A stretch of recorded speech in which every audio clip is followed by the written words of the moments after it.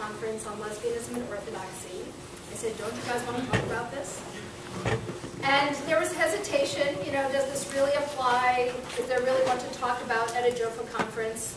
And the remarkable thing that I found was that afterwards, the women who came up to me afterwards to talk about why they had come said, I didn't come because I'm a lesbian.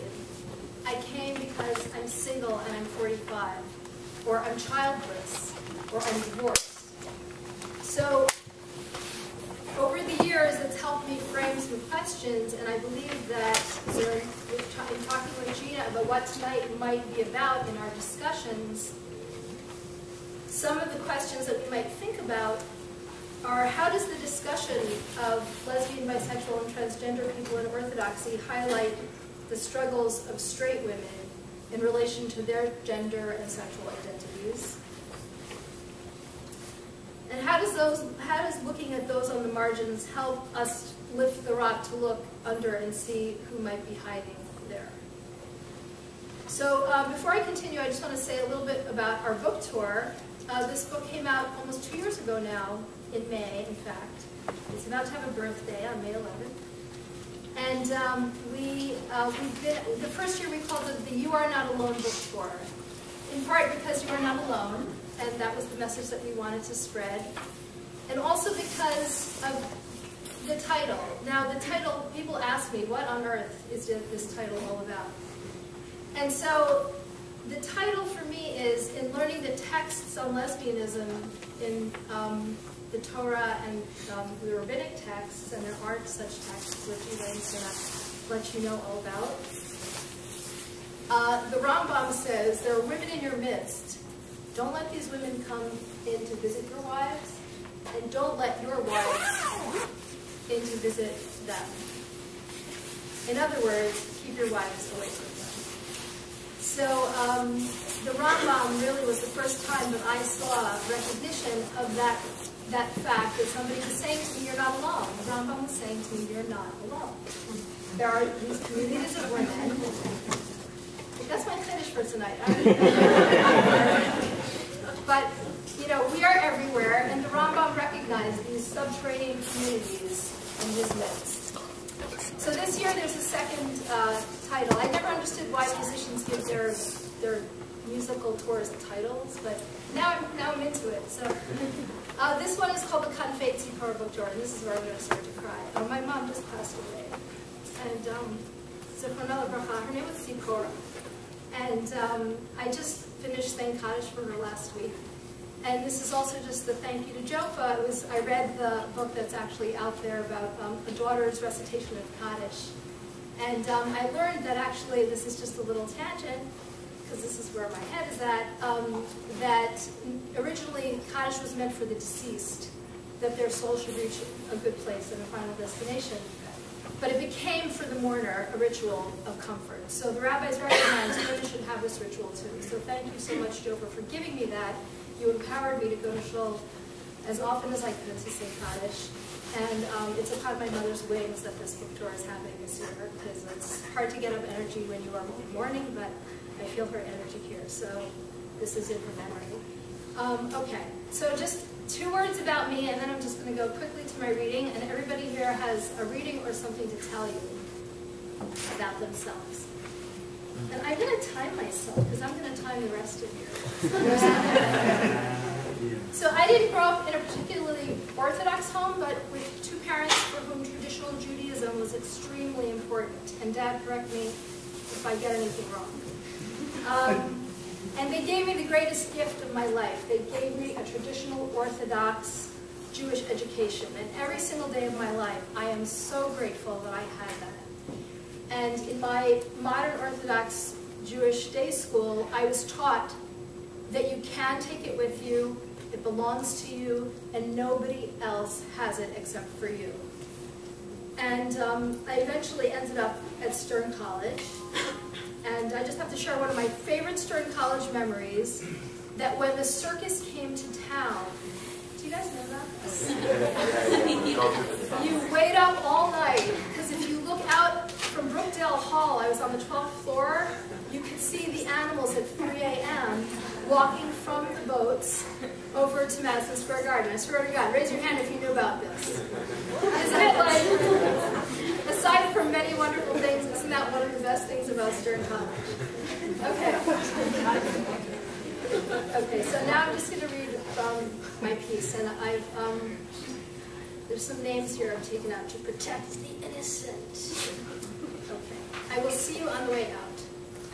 Inside the monolith on 54th Street off Park Avenue, each star girl was as different as the hordes of shoppers walking towards Bloomingdale's on a given day. Walking through the dorms meant navigating the clusters of girls, some lying in the hallways, spread out over textbooks, phone lines, or even each other, others davening in corners with their cedarine clutched tightly to their chest. The voices were from Mexico City, Brooklyn, and Golders Green. In my own corner of the world, I felt proud to be part of an international group that seemed so diverse. Well, almost. We were different, but here is what was the same. We were all female, devoted to Orthodox Judaism, and presumably would all one day be married.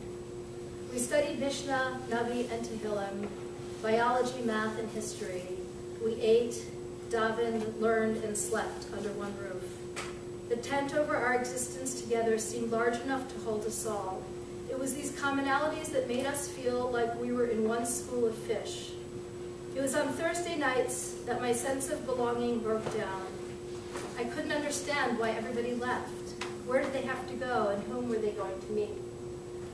I sensed that the tent pins, as wide as they seemed, would never stretch so far as to tolerate my absence from meeting the cluster of boys in the lobby who came from the men's college, and my interest in women. I remained behind my imaginary script, hoping not to draw attention to myself. There were, of course, some bad girls, like the one on the 11th floor. One Friday afternoon, she snuck her boyfriend up the elevator in her black tampon for Shabbos. This is true. Saturday night, she ran him down the back staircase and out the back way by the trash cans. But whatever might be the consequences of this girl's behavior, nothing could compare to what happened to the legendary Allegra. She wore men's fedoras, pants, and had a husky voice. She destroyed a bookcase with an axe in a fit of anger. Worst of all, she was attracted to other girls and was eventually kicked out. In spite of the possibility of ending up with a similar fate, it was at Star that I sought out the most androgynous-looking frum girl I could find and developed a fast crush on her.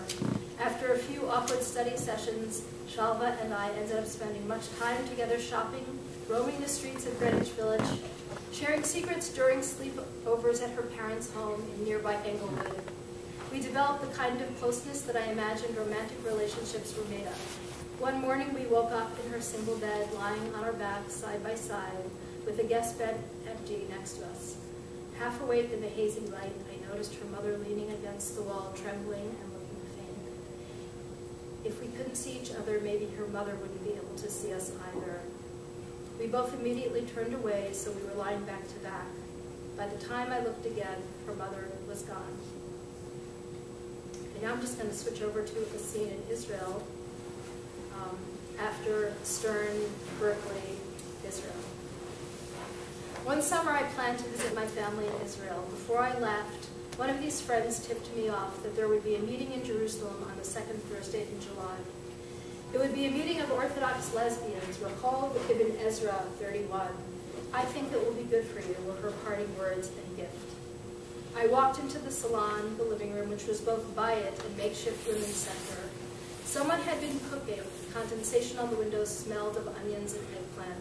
There was an apple cake baking in a wonder pot, 2 chalot in the oven. Normally these smells meant to me that close by, there must be a man, a woman, and a child, and one on the way. But this place was different.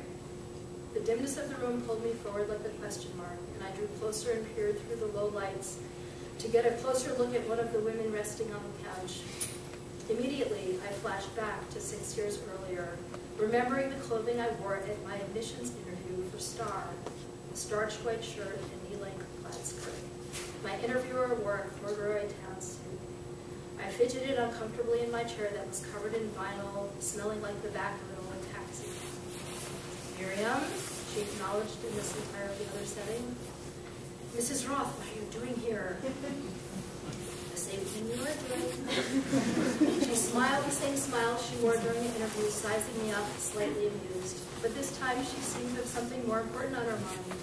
I wondered if it was the woman sitting in the seat next to her. It took me a while to figure out why Mrs. Roth was now sitting in a room lit by a purple bulb draped by a temple. At that moment, some piece of me that had been floating above for some time dropped and landed. By her gaze, I knew that I would be